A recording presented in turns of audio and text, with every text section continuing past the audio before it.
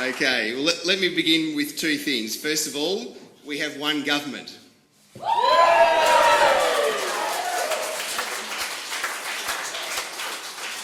So win or lose in the Bellarine, we won government. That is the most important thing, obviously. But the second point to make at the outset is I am not conceding tonight, no matter what the ABC says.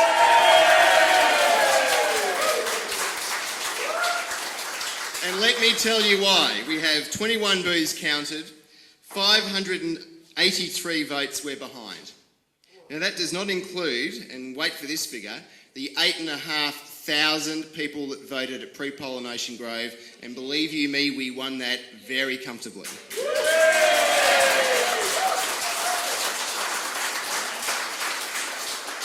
So Lisa Neville might be on the ABC, and the ABC might be, with their right-wing leanings, suggesting that I've lost this. I was being sarcastic there. You didn't catch that? They might be suggesting that this is in the bag for Lisa Neville. Let me assure you, it is absolutely not. And if she, I don't believe she's claimed victory, and if she does, she is an absolute fool, because on Monday morning when they start counting the pre-poll, we are going to leap ahead. She needs to be a lot further than she is at this point. This is an unbelievable result in the Bellarine. If we do lose, it's going to be by a very, very, very small margin.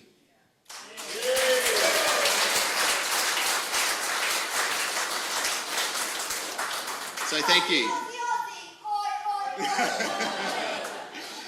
So let me get to the speech that I actually wrote, and there are all sorts of versions of this speech, of course, but and I am going to read most of it. I apologise for that. I'll at least refer to notes, because there's a lot to get through, and I am going to take some time because I love the sound of my own voice, as I'm sure you all know. So firstly, thank you, Michael, for the introduction for Princess, and Princess for introducing Beaver, and Beaver for the introduction for me, and thank you all for the applause. I really appreciate it. Almost 7 years ago now, having just started seeing my wonderful wife Sarah, we were sitting in the backyard of our Port Melbourne residence on a hot, balmy and clear night in early summer, discussing my political ambitions with my mother and her wonderful partner Paul, who, as you all know, is referred to as Bear. And hopefully they're here somewhere. Oh, yeah. Is Mum here? Straight down the back. Oh, there you go. Righto, wonderful. The four of us were discussing when, how and where I would start the process to execute my dream of one day standing for Parliament. A dream that began some 12 years earlier, when I got hooked by the adrenaline that is associated with good decision making when I became the student president at Deakin University. I was not in a position to be able to devote myself to the party in ways that other student politicians were able to post-university. I had to earn money, I had to get a house, I had to get a car, I had to pay off a HECS debt and all those wonderful things. I was blessed with a wonderful tertiary education thanks to the generosity of my parents, but unfortunately I was instructed very clearly that the second I got my degree I was to get the hell out of there. As things progressed, I became busier and busier, and while I found both success and failure in my IT career, I was unable to devote anywhere near the time to the party that would be required to form the relationships that one should form in order to secure a safe Liberal seat. That balmy night, the four of us discussed such realities as we tried to determine where I would run, where I could win, where would make sense, and quite frankly, whether my personal ambition was realistic. Had I been out of the rank and file for too long? Had I still the interest to put a successful growing business on hold, to pursue a fanciful dream and go backwards in life just because I had such fond memories of my time as a student politician?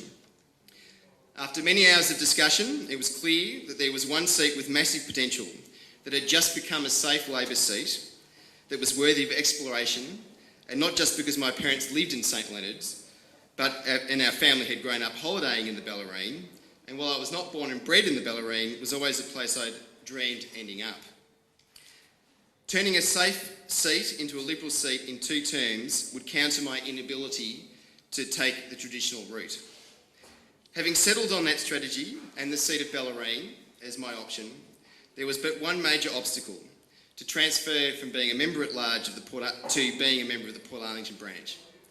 and if there was any chance an outsider could be considered as seriously as a candidate. It's funny how things begin and funny how things indeed end.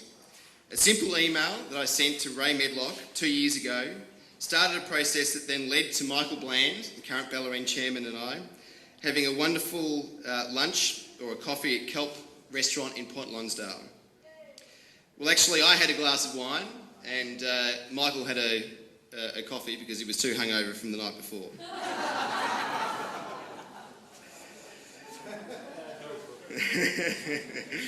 It didn't bother me. I was impressed with his responses to my suggestion that I was considering running. He was more than encouraging, although he would later admit that in the first instance he was hoping for a competitive pre-selection contest rather than being overwhelmed by my particular genius. He's wisened up since, I believe, yeah. Either way, it was the shot in the arm that I needed to give it a go. I then met with Graham Christie at Athelstane House for a coffee and put the concept to him. Again, I was met with nothing but support, encouragement and enthusiasm. Meeting after meeting ensued with local activists, and I was unable to find anyone that was against my throwing my head into the ring. It was considered by most that the former candidate and now a mate of mine, Don Gibson, had pre-selection locked up, and that while I was receiving great support, I should not get too excited. I was preparing myself for a fierce pre-selection battle, and something strange occurred. Don and I met at the Geelong 500 Club for a fundraising event, and he advised me that he would not contest the seat of Bellarine because he had heard that it was my life dream, and he would step aside and contest the seat of Corio. This was a very generous gesture because the seat of Corio he knew he could not win, and it is a moment that I will never ever forget. Suddenly, having come from nowhere, I was in the hot seat to become the endorsed candidate for the Bellarine. When nominations closed, I was the only candidate to run, and therefore had to go through the one candidate procedure, which was far more stressful than it sounds, let me tell you. The Administrative Committee take endorsement very seriously, especially when there isn't a pre-selection convention to guide them as to whether or not they should endorse a candidate. It was a very stressful time for me, my supporters, my family, Sarah and I. In the middle of all this, I attended the Corangamite pre-selection as a pre-selection delegate. And the amazing Gresta Dare from my branch, who was highly supportive, introduced me to Robin Cox. This turned out to be a very important introduction. More on that later.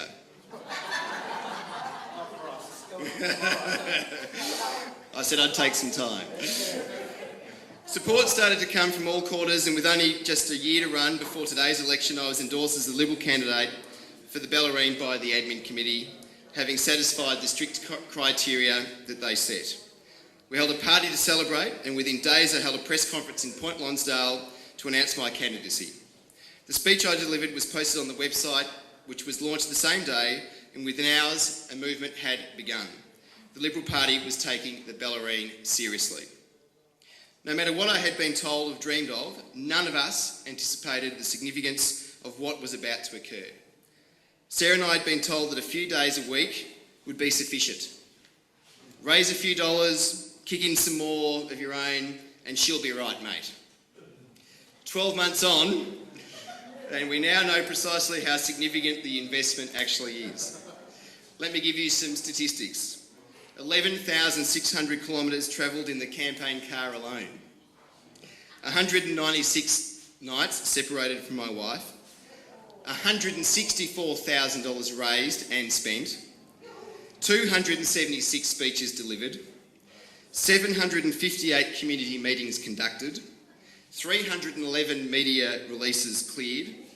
312,000 emails received and responded to.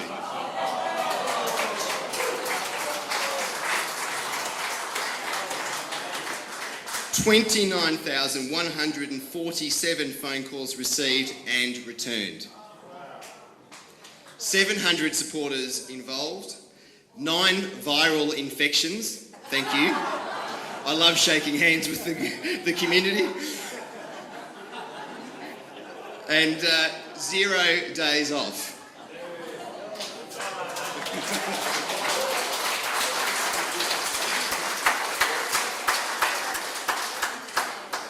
Now, less could have been done. I could have worked less, the team could have worked less, and that would be fine. But a funny thing happens. When you actually work, you create more work for yourself. I would attend community meetings that would result in 5 invites, and the exponential nature of the demand was something I never really contemplated, because it's a candidate's dream. You go to a neighbourhood watch meeting, you impress them, there's 40 people there, 5 of them usually are involved in other community groups, and they invite you to their community group meetings. It's a candidate's dream, but it's incredibly time-consuming. Over the course of the year, a funny thing happened, and that people realised that if you called me, wrote to me, emailed me, you actually got a response. This was a stark contrast to what my opponent has been doing in recent years. Moreover, I would drop in and sit in people's lounge rooms to hear their concerns, their ideas, and what was important to them in the Bellarine. I will not lie to you. The level of investment came at massive personal cost, and many of my close friends and family have seriously been ignored in the past 12 months while I've devoted my life to this cause, and I'm most sorry for that. Surprisingly, most, if not all, have responded not with anger or disdain, but have actually helped out today, and many are here tonight, so thank you.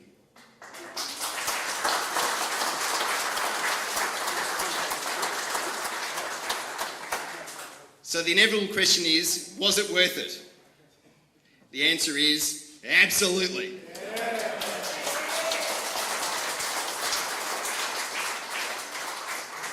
For every disappointment, for every stress, for every sleepless night, for every night of separation from my wife, for every viral infection, there was a reward in the reminder that there is indeed cause for great optimism for not only our community, but quite frankly, humanity itself. A bold statement. Those of you who know me well will attest that I am a troubled soul. I worry deeply about things like humanity, about the type of future that we are bequeathing future generations, and for many years I have been troubled quite deeply that there are so few people who still actually care, sufficiently so to put their time, their money and their beliefs on the table. In this campaign I've met people, most who I've never met prior, who have and would move heaven and earth to get me elected. These angels, as I like to call them, are nothing short of amazing, not only for what they do, for what they believe in, but their ability to remind someone like me that actually we still do have a citizenry of people who care about each other and who would sacrifice anything for their fellow man. Such insight has motivated me beyond any description I could use using human words or language. I now know without doubt that while we have serious challenges ahead, there is indeed great hope for us all based on the sincerity that clearly still exists within communities that not only look after their own, but still seek to contribute for those far beyond their reach. What a journey. I've learnt so much in so many facets of my life, been touched by generosity, support and love in the last 12 months. So yes, it was worth it.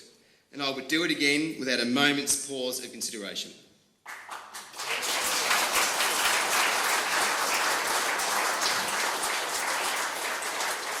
Above all, it is the angels I speak of that have motivated me most, and there are so many that I cannot list them all tonight.